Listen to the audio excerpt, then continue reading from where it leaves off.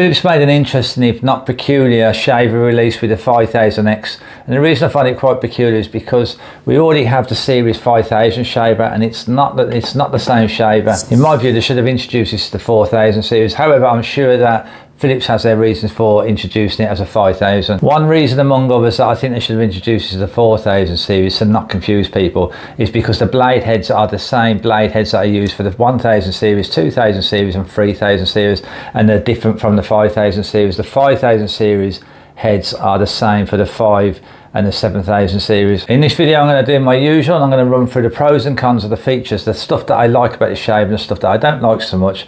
Then I'm going to do a demo shave. I've shaved this a good few times already, and I've even shaved these side by side, the 5000 series and the 5000X, to see the differences between them. But I've done a good few shaves by myself, but I want to do a shave with you guys so you can see a demonstration of how it performs, and I'll give you guys some feedback. So in terms of costs, it costs somewhat less than what the 5000 series costs, and it costs somewhat a little bit more than what the 3000 series costs. So that's why I say it kind of sits as a 4000 series. I won't give you an exact cost because these prices are always changing, but it's just worth saying it sits between the 3000 series and the 5000 series. The prices fluctuate so much, but by the time you get this video and you watch it in a month or so's time, the price has changed. So I won't give an exact price, and especially because it's quite a new release, and they're going to put it on offer at some times. They're going to try and boost up the price. It's going to change frequently. So we consider the design is somewhat different from all of the other Philips shavers, where it has this kind of slim, very slim kind of design, where within the centre it kind of tapers in there, and the forefinger slips in nicely behind the neck of the shaver, so it holds well in the hands.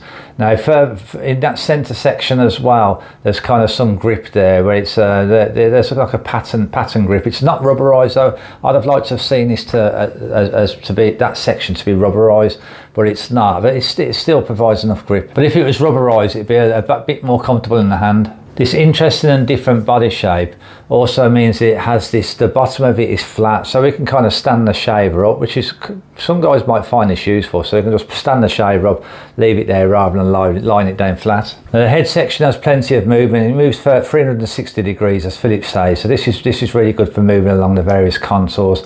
Plus the three blades that we have, the three heads, they all flex in, so but both of them features are good for when we're shaving along various contours and keeping the shaver head and blades close to the skin, and especially going along the contours like across the jaw area and across the chin area, and that's where these the flexi head and the flexi blades will help. As the replacement blades are the same as the replacement blades for the 1000, 2000 and 3000 series, these are slightly cheaper than what they would cost if they was the same as for the 5000 series, and the code number for them, or the part number, is SH30. We've got up to around about 2 years until we need to replace these replacement heads, the SH30 replacement heads. A feature I like with this shaver and other Philips shavers is, or the latest Philips shavers, is this one touch button design. So we touch this button and it flips over the head. This makes it really easy for cleaning, and also when drying it out. We just when I give it a clean, I just lay the shaver down. I don't have a separate section, a separate blade section and a shaver to keep separately, so it just stays together. So I like that feature. It's convenient. The 5000X does not have a built-in trimmer. Now some shavers have a built-in trimmer on the back of the shaver, even some Philips do as well, but this shaver has a separate head, so we have to remove the head, the shaver head, and then we replace that. Now some guys are going to be happy with that, and they're not going to mind. Other people, it can be a bit of a deal breaker because they trim quite often when they're using the shaver. They don't want to have the inconvenience of having a separate head to take on and take off. Now that depends on the person. For myself, I'm fine with that. I mean, I use these trimmers just to trim my sideburns, because I don't grow my hair so long. You know, I don't have much to trim in. So yes, it's not an issue for me. I don't mind either way. And one benefit of not having a trimmer, built-in trimmer, is that that's one of the reasons why I think some of these Philips have a bit more of a slimmer design. So it's interesting we have this one-touch design. So we've just got one unit there. We've not got two separate components. Whereas then on the other hand, we've got two separate components because we've got the trimmer head. Like with most shavers these days, we can use it shaving wet, shaving dry. I did try it out shaving wet. However, for me, I never find that much difference, and it's just not worth it for me.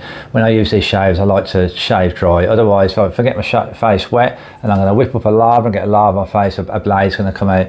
But if you do need to and you want to shave wet, then yeah, this shaver is fine for shaving wet with your shaving lubricant of choice. So we get around about 50 minutes run time with this, and I guess that's probably around about right for the period of time that I've used it. And when the battery went flat, I'd say about 50 minutes is about right.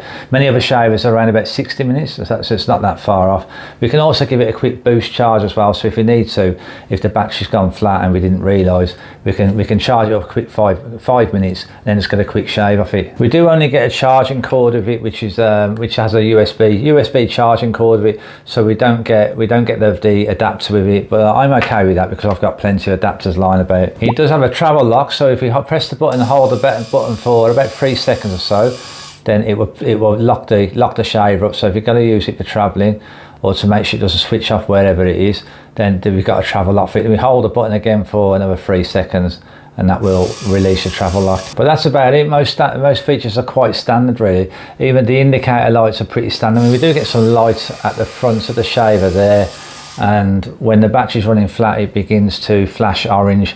Then we get some flashing white flashing when we plug it in to recharge it, and when it's fully charged, the white flashing stops, the white flashing light stops. So after having a shave, you need to give the shaver a good clean. Now I just pop open the head with the pop out design that we have, and then what I always do is give it a blowout and I give it a brush inside, just get rid of the main debris.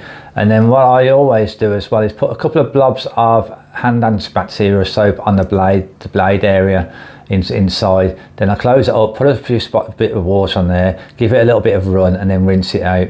Then I just lay the shaver down flat with the head open and just let it dry for a good couple of hours or so. There's something that Philips recommends us to do maybe every month or so, is to take out each individual blade and clean each individual blade.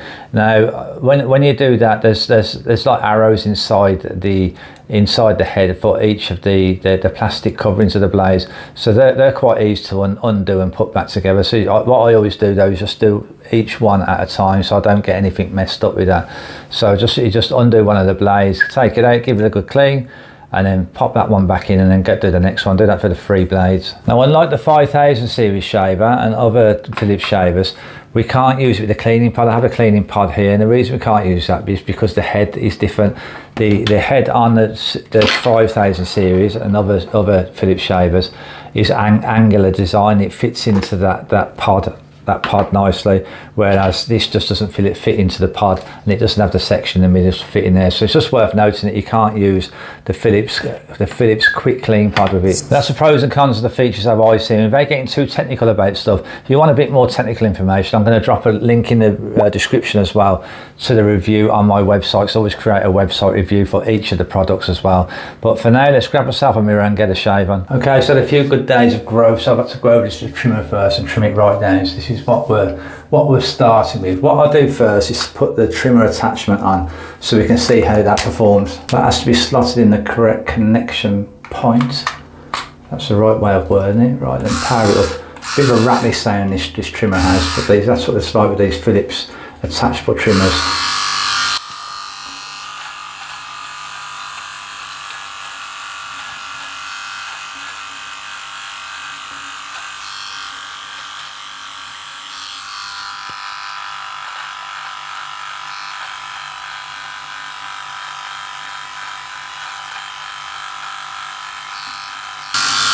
Okay, that'll do. Not great, but it does the trick, doesn't it? It cuts the sideburns in. Let's put the shaver head back on. Okay, let's fire it up. Much quieter now about that trimmer.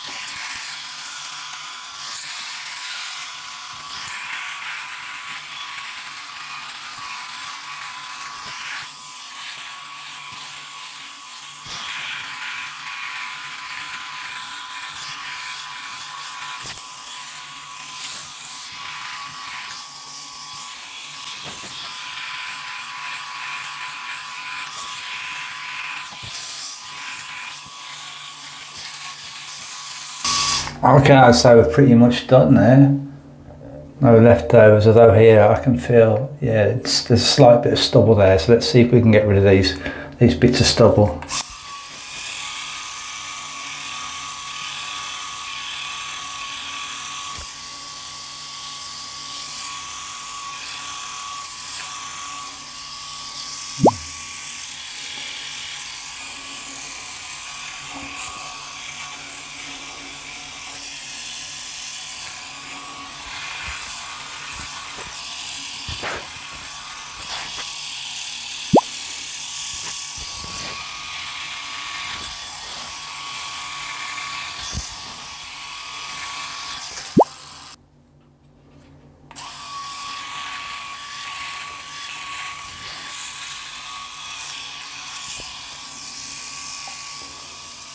Okay, I pretty much go with job done there. So I've got a pretty close shave there, if you can see. Fairly close shave, I think. Yeah, maybe some slight, small amounts of stubble, like a little bit there, little bits. Maybe I can clear up a little bit more after this video. It's fairly comfortable. It doesn't feel quite as comfortable as the standard S5000 Phillips. As you can see, the flexi head and the flexi blades goes over the jaw area pretty well, and the chin area. Yeah, there's no issue there. The trimmer, although it's a little bit rattly and doesn't do the greatest job, it can cut in sideburns, but just don't expect a really good trimmer experience with it. Now, it's been a good couple of hours since I did that shave, so I've been able to have a good feel around after. I guess some of you guys will know what I mean, that you think your shave is done and then you go away 20 minutes later, half an hour later, an hour later, you're like, oh, I've got a patch there, I've got a patch here. So a couple of hours, I have felt slight, if I go against the grain there, I mean, my hair on my neck grows that way and down that way, so going against the grain is that way, and I could feel some slight stubble, nothing major, but just a slight stubble. It's just worth mentioning that. Now, I could go back over that spot, but the thing is, if I keep going over that area too many times, I'll pick up irritation, and for me, I'm just willing to go that, you know, it doesn't matter. You know, I used to be quite strict about that kind of stuff, and make sure I kept going over it and getting rid of that small patch, and it's just not worth irritating my skin. Now, the positive thing was I barely got any leftover hairs. My patches, areas where I get leftover hairs are usually here, the sideburns, and these two spots here on the corner of the jaw, and I barely got any, and when I did get any, it was easy enough to clean up. Now, under the nose can prove to be a little bit tricky, where I kind of have to just push my nose across at times to get right under there. That can be a little bit tricky, but as long as I push my nose across or pull my skin down slightly, I kind of get that done, and I get that frequently with quite many shavers. Now, I just mentioned I've shaved up to about 3 days of growth, and this tackles 3 days of growth, 3 or 4 days of growth fairly easily. I've shaved every 2 days and the shave was fine, no irritation or anything. Now, I shave daily consecutively for a few days. My skin's not great with shaving daily. It was okay after the third day, sorry, I began to get some irritation, so I stopped the daily shaving. But for some guys who have got kind of normal to quite hardy skin, then they're going to be fine with shaving daily with this. But I do find some other shavers are a bit better on sensitivity. I think the 5000 series is a bit better as a daily shaver if you've got some sensitivities going on. But it can tackle most hair growths up to around about 4 days, coarse hair or fine hair. So who do I think these shavers best suited for? So I think for anybody who wants a step up from something like the 3000 series and it not costing too much, then I think it's a good option. As long as the slimline design is okay. I would just kind of ignore the 5000X part. I'd just look at it as we've got a 3000 series, call this the 4000 series, and then we've got the 5000 series. But I am going to do a comparison between these two shaves because Philips has called them both a 5000 series.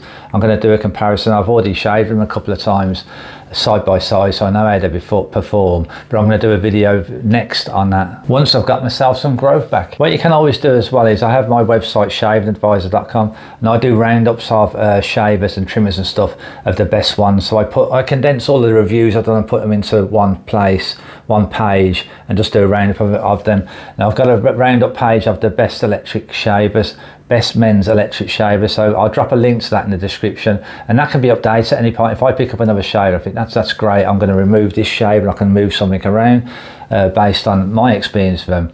So yeah, take a look at that if you think it could be useful to you. Okay guys, that's about it. If you want to stay up to date with the latest videos that are coming out, do hit the subscribe button. We'll get you a notification once a video is live. Thanks for watching guys, have a great day.